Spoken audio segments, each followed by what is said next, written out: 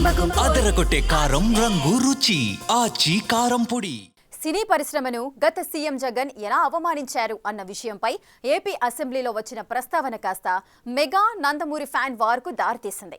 బాలకృష్ణ ఒక స్టెప్ ముందుకేసి మాట్లాడటం, చిరంజీవి కూడా ఘాటుగానే స్టేట్మెంట్ రిలీజ్ చేయడం, వీటికి తోడు సోషల్ మీడియాలో అభిమానుల వార్. ఈ దుమారం ఎక్కడికో వెళ్తోంది. పాత పగలన్నీ బయటకొస్తున్నాయి. మేమే తోపు అన్న లెవెల్కు కామెంట్లు వెళ్తున్నాయి. సో చిరంజీవి బాలకృష్ణ మధ్య నివురుగప్పిన నిప్పు ఇప్పుడు మరోసారి బయటకొచ్చిందా? చిరు అమెరికా నుంచి వచ్చాక ఇది ఎక్కడి వరకు దారి తీస్తుందన్న హై టెన్షన్ పెరుగుతోంది. చిరంజీవి బాలకృష్ణ ఎపిసోడ్లో ఏం జరిగిందో ఒక్క మాటలో చూద్దాం.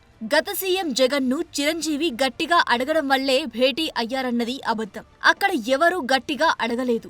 జగన్ దగ్గర చిరంజీవికే అవమానం జరిగింది. పైగా కూటమి ప్రభుత్వం ఎఫ్డీసీ లిస్టులో తన పేరు 9వ నెంబర్గా వేసి అవమానించారన్నారు. ఓవరాల్ గా చూస్తే బాలకృష్ణ ఇంతే చెప్పింది చెప్పాలనుకున్నది.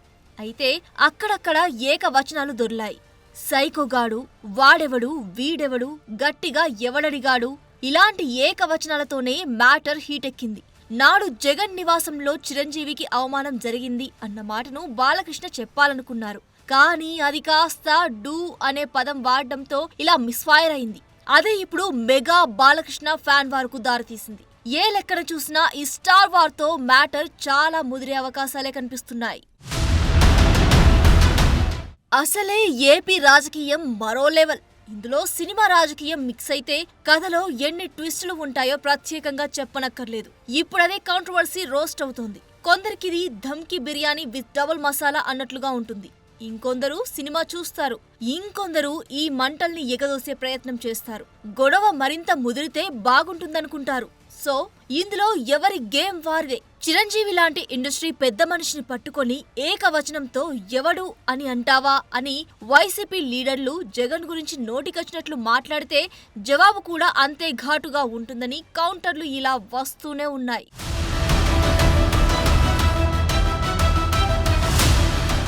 చిరంజీవికి నాడు జగన్ నివాసంలో జరగని అంశంలో అసెంబ్లీలో గొప్పగా చెబుతున్నారని, కానీ తనను మాత్రం ఎఫ్డీసీ లిస్టు తయారీ విషయంలో 9వ పేరుగా పెట్టి అవమానించారని బాలకృష్ణ ఫీల్ అయ్యారు. సినిమాటోగ్రఫీ శాఖ జనసేన వద్ద ఉంది. ఆ శాఖ మంత్రి కంద్ర దుర్గేష్, పార్టీ పవన్ కళ్యాణ్ది. ఈ రెండు పార్టీలు కూటమి ప్రభుత్వంలో ఉన్నాయి. అయితే బాలకృష్ణను ఇలా 9వ పేరుగా పెట్టి అవమానించారన్న విషయం ఇప్పటి వరకు బయటకు రాలేదు. బాలకృష్ణ మాట్లాడితే గానీ తెలియలేదు. వెంటనే 9వ నెంబర్లో తన పేరు పెట్టిన వాడెవడు అని కందుల దుర్గేష్ కు ఫోన్ చేసి అడిగానని కూడా చెప్పుకున్నారు బాలయ్య. మర్యాద ఇవ్వడం మానవత్వం అన్నారు. తనను అలా అవమానించి ఇప్పుడు అసెంబ్లీలో చిరంజీవిని గొప్పగా ప్రజెంట్ చేయడం బాలకృష్ణకు నచ్చలేదు. అది జరిగిన మ్యాటర్. అందరూ ఇండస్ట్రీ కలవడానికి వెళ్ళినప్పుడు సైకో గారిని చిరంజీవి గారు గట్టిగా అడిగితే అప్పుడు ఈయన వచ్చాడంది అబద్ధం. గట్టిగా ఎవడు అడగలేదు. అక్కడ మీరు అన్నారు ఇందాక ఏదో గట్టిగా అడిగితే ఈయన వచ్చాడు మళ్ళీ కలవడానికి, లేకపోతే ఏదో సినిమాటోగ్రఫీ మినిస్టర్ కలవమన్నారు అని అడిగినా అండి. అవి మిగతా ఓకే, అవమానించడం ఆయన ఓకే, ఏదో ఆయన పెద్ద గట్టిగా చెప్తే ఆయన దిగొచ్చాడంట కలవడానికి, లేకపోతే సినిమాటోగ్రఫీ మినిస్టర్ కలవమన్నాడంట. మనం కూడా నాకు ఇన్విటేషన్ వచ్చింది ఇక్కడ ఫిల్మ్ డెవలప్మెంట్ ఒక లిస్ట్ తయారు చేయమని. నాది 9వ పేరు వేశారు. అది ఎవరో ఈయన నేను అడిగాను కూడా, దుర్గేష్ గారిని కూడా అడిగాను, గౌరవ సినిమాటోగ్రఫీ మంత్రి కూడా అడిగాను, ఎవడో అడిగేసిందని. వైసీపీ హయాంలో శాంతి భద్రతల్ని, ప్రజల హక్కుల్ని ఎలా కాలు రాశారో, అప్పటి విపక్ష నాయకుల్ని అక్రమ అరెస్టులతో ఎలా వేధించారన్న విషయాలపై ఎమ్మెల్యే కామినేని అసెంబ్లీలో వివరించే ప్రయత్నం చేస్తూ సినిమా నటులకు జరిగిన అవమానాన్ని ప్రస్తావించారు. అందరినీ వాహనాలు దిగి నడిపించడం, పోసాని లాంటి వాళ్లను చర్చలో కూర్చోబెట్టడం, ఇలా షాక్ల మీద షాక్లు జగన్ ఇచ్చారని మాట్లాడారు. చిరంజీవి గట్టిగా అడిగేసరికి జగనే స్వయంగా మీటింగ్ కు హాజరయ్యానడంతో బాలకృష్ణకు కోపం రావడం, వీటిపై చిరంజీవి రియాక్ట్ కావడం, అటు వైసీపీ లీడర్లు ఫైర్ అవ్వడం, ఇవన్నీ జరిగాయి. ఫస్ట్ షాక్, గేట్ దగ్గర కారు ఆపేశారు, అందరూ దిగి నమ్మన్నారన్నారు. అదేంటి అనుకుని వెళ్ళారు లోన. సెకండ్ షాక్, ఇంత పెద్దాన్ని పిలిచి ముందు పోసాని మురళీకృష్ణ ఎట్టంటాను కూర్చోబెట్టి అనుకున్నారు. మూడో షాక్, సీఎం గారు మిమ్మల్ని కలవట్లేదు, సినిమాటోగ్రఫీ మంత్రి వచ్చి మీకు చెప్తారన్నారు. అప్పుడు చిరంజీవి గారు కొంచెం గట్టిగానే ఏంటి మీరు పిలిస్తే మేము వీళ్ళందరినీ తీసుకొస్తే ఆయన రానంటారంటే వచ్చారు. వస్తే ఆయన మంచిగా పెద్దగా ఆయన ఒక రిక్వెస్ట్ చేస్తే, ఒక నిమిషం మీరు తండ్రి లాంటి వాళ్ళు సినిమా ఇండస్ట్రీని జాగ్రత్తగా చూసుకోవాలి, అది బయటికి రిలీజ్ చేసి ఎంత అవమానం చేశారని. ఇంతకన్నా సాడిస్ట్ మెంటాలిటీకి ఇంకేం ఎగ్జాంపుల్ కావాలి? వాళ్ళని అవమానం చేయాలా?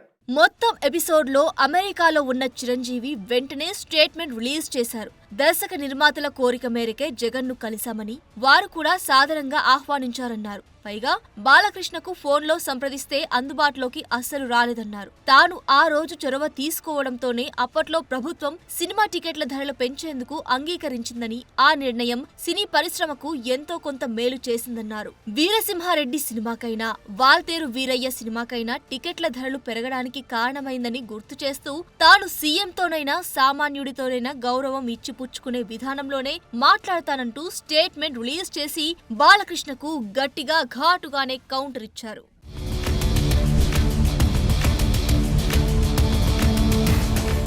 అసలు 80 ఏళ్ల వయసులో కామినేని శ్రీనివాస్ మంత్రి పదవి కోసం పచ్చి అబద్ధాలు మాట్లాడారని మాజీ మంత్రి పేర్ని నాని ఫైర్ అయ్యారు. అటు బాలకృష్ణ మాట్లాడిన మాటల్ని కూడా తిప్పికొట్టారు.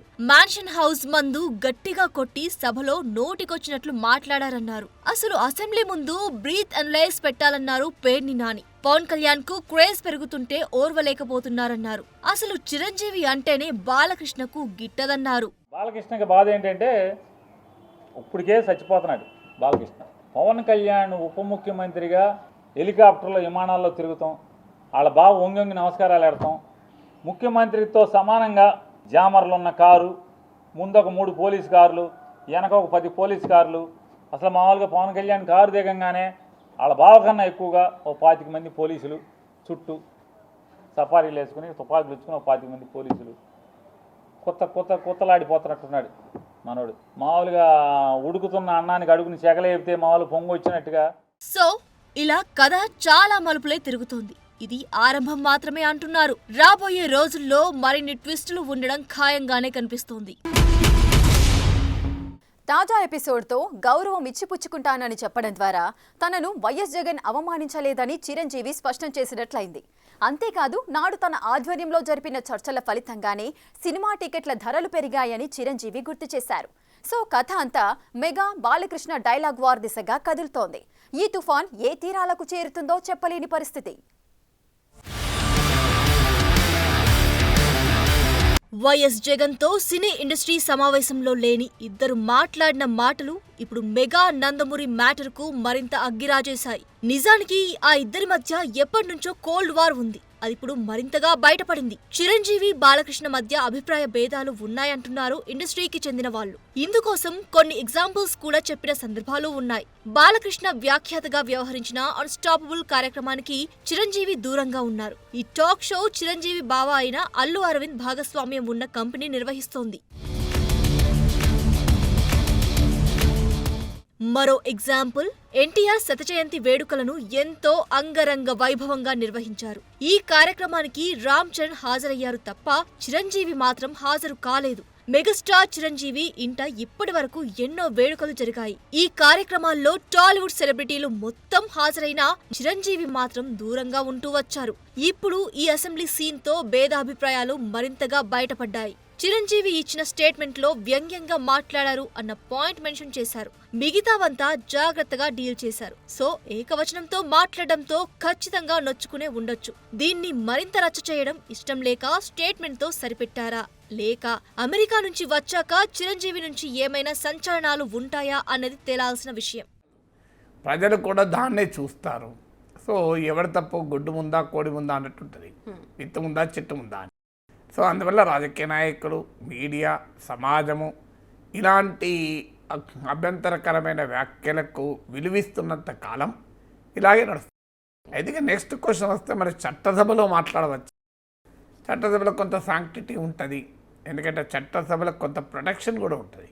ఇప్పుడు ఈవెన్ ఇప్పుడు బయట మాట్లాడడం కేసు లేయచ్చు, శాసనసభలో మాట్లాడడం కేసు కూడా వేరాదు, ఎందుకంటే శాసనసభ ప్రివిలేజెస్ ఉంటాయి. బాలకృష్ణ బయట ఎక్కడో ఈ మాటలు మాట్లాడి ఉంటే ఇంతగా సీన్ ఘాటెక్కి ఉండకపోయేదంటున్నారు. సాక్షాత్తు అసెంబ్లీలోనే మాట్లాడడం, చిరంజీవి పేరు తీసుకుని ఏకవచనం వాడడంతోనే మ్యాటర్ హీటెక్కింది. తాజాగా చిరంజీవి అభిమాన సంఘం కూడా బాలకృష్ణ వ్యాఖ్యలను ఖండిస్తూ నిరసనలు తెలిపింది. అటు తిరుపతిలో వైసీపీ శ్రేణులు బాలకృష్ణకు వ్యతిరేకంగా రోడ్డెక్కాయి. సో మ్యాటర్ మాత్రం ముదురుతోంది. నిజానికి బాలకృష్ణ పరిస్థితి ఏంటంటే అభిమానులతోనైనా గతంలో చేయి చేసుకుని రఫ్ఫాడించిన సందర్భాలు ఉన్నాయి. వారిని కంట్రోల్ చేసే ఉద్దేశంలోనా మరొకటో గాని గట్టిగానే చెంప చెల్లుమనిపించారు. ఇలా 2-3 సార్లు జరిగింది. చిరంజీవి జగన్ మీటింగ్ గురించి ఇంతలా మాట్లాడిన బాలకృష్ణ నాటి సీఎం జగన్ అపాయింట్మెంట్ కోసం ప్రయత్నించారని మాజీ మంత్రి పేర్ని నాని అన్నారు. అఖండ సినిమా కోసం కలవాలనుకోలేదా అని క్వశ్చన్ చేశారు. ఈ విషయాన్ని బాలకృష్ణ ఒట్టేసి చెబుతారా అని సవాల్ చేశారు. ఈ మొత్తం ఎపిసోడ్ లో ఇదో కొత్త మ్యాటర్. అసలు జగన్ తో మీటింగ్ కోసం వెళ్లేందుకు ఫోన్ లో అందుబాటులోకి రాని బాలకృష్ణ అఖండ కోసం లైన్ లోకి వచ్చారన్న విషయాన్ని హైలైట్ చేశారు. సాక్షాత్తు బాలకృష్ణ నాతో ఫోన్లో మాట్లాడాడు. నన్ను అడిగావు బాలకృష్ణ, నన్ను అడిగావు ఫోన్ చేసి జగన్మోహన్ రెడ్డి గారితో అపాయింట్మెంట్ ఇచ్చు నేను వచ్చి కలుస్తానని చెప్పని. అఖండ సినిమా కోసం మిరియాల రవీందర్ రెడ్డి ఆయన ఎవరో ఉన్నాడు, నా దగ్గరికి వచ్చాడు. నన్ను అడిగి 10 మందితో మాట్లాడించి అపాయింట్మెంట్ తీసుకుని నా దగ్గరికి వచ్చాడు. సార్ మా హీరో గారు మాట్లాడుతా అంటున్నారు, కొద్దిగా మాట్లాడండి సార్ అన్నాడు. మీకు అభ్యంతరం అన్నా? నాకే అభ్యంతరం లేదు, మాట్లాడండి, నేను మంత్రిని, మాట్లాడాలి, బాధ్యత, మాట్లాడించండి అని. మాట్లాడావు. జగన్మోహన్ రెడ్డి గారు ఎట్లా ప్రవర్తించాడు నేను వెళ్ళి అడిగితే, సార్ బాలకృష్ణ ఫోన్ చేశాడు సార్, వస్తాడంటే మిమ్మల్ని కలుస్తా అంటే కొద్దిగా అపాయింట్మెంట్ ఇవ్వండి అని అడిగాను. ఏ బాలకృష్ణ? చంద్రబాబు నాయుడు బామ్మర్దే. అవునండి, ఆయన బామ్మర్దే. మన దగ్గరికి ఎందుకు, ఏంటి పని ఏంటి అంటాను. అఖండ సినిమాకి లీనియంట్గా ఉండాలంట. వాళ్ళు బ్లాక్లో అమ్ముకుంటారు టికెట్లు, ఎక్కువ షోలు వేసుకుంటారు, బాగా సినిమాకి ఎక్కువ ఖర్చు అయిందంట, కాబట్టి చూసి చూడండి పొమ్మని అడుగుతున్నాడండి. సరే ఏదో మాట్లాడేది సార్, వాళ్ళకి సాయం కావాలంటే చేసి పెట్టని చెప్పి. అంత హుందాగా ప్రవర్తించినటువంటి జగన్మోహన్ రెడ్డి గారి గురించి మాట్లాడే భాష. గతంలోనూ కేసీఆర్ ప్రభుత్వ హయాంలో సినీ ఇండస్ట్రీ పెద్దలు, నాటి సినిమాటోగ్రఫీ మంత్రి తలసానితో భేటీ సందర్భంగా కూడా బాలకృష్ణ ఇలాంటి వ్యాఖ్యలే చేశారు. వాళ్ళు నాకు ఫోన్ చేశారా? చేయలేదు. వాళ్ళు రియల్ ఎస్టేట్ వ్యాపారాల గురించి చర్చించుకుంటున్నారు, తనను సమావేశానికి పిలవలేదని మాట్లాడారు. అప్పుడు నాగబాబు ఘాటుగానే రియాక్ట్ అయ్యారు. నోటికి ఏది వస్తే అది మాట్లాడడం సరికాదంటూ వీడియో రిలీజ్ చేశారు.